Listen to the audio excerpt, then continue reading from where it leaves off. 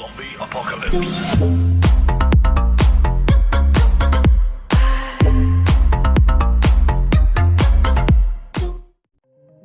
Be happy with what you got. Because the owners of this country don't want that. I'm talking about the real owners now. The real owners, the big wealthy business interests that control things and make all the important decisions. Forget the politicians. The politicians are put there to give you the idea that you have freedom of choice. You don't. You have no choice. You have owners. They own you. They own everything. They own all the important land. They own and control the corporations. They've long since bought and paid for the Senate, the Congress, the state houses, the city halls. They got the judges in their back pockets. And they own all the big media companies, so they control just about all of the news and information you get to hear. They got you by the balls. They spend billions of dollars every year lobbying to get what they want. Well, we know what they want. They want more for themselves and less for everybody else. But I'll tell you what they don't want. They don't want a population of citizens capable of critical thinking. They don't want well-informed, well-educated people capable of critical thinking. They're not interested in that. That doesn't help them. That's against their interest. You know what they want? They want obedient workers. Obedient workers.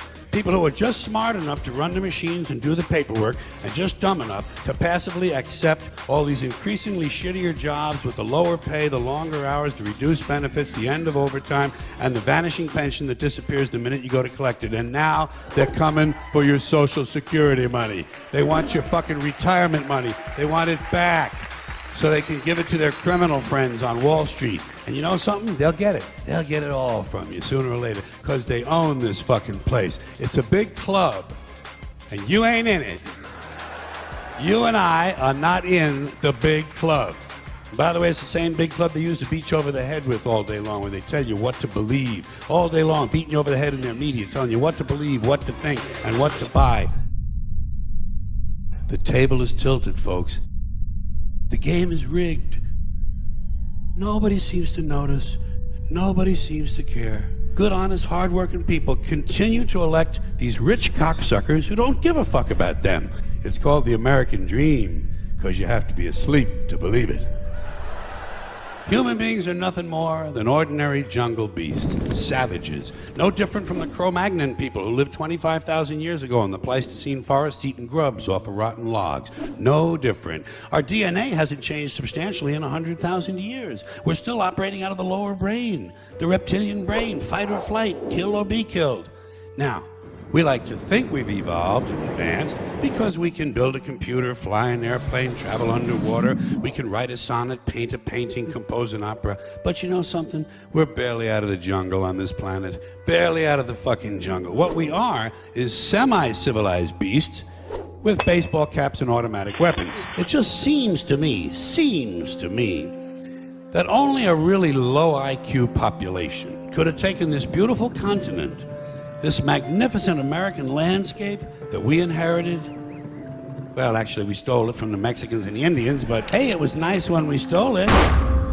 Only a nation of unenlightened half-wits could have taken this beautiful place and turned it into what it is today, a shopping mall. Mile after mile of mall after mall. Many, many malls, major malls and mini malls. They put the mini malls in between the major malls. And in between the mini malls, they put the mini marts. And in between the mini marts, you got the car lots, gas stations, muffler shops, laundromats, cheap hotels, fast food joints, strip clubs, and dirty bookstores.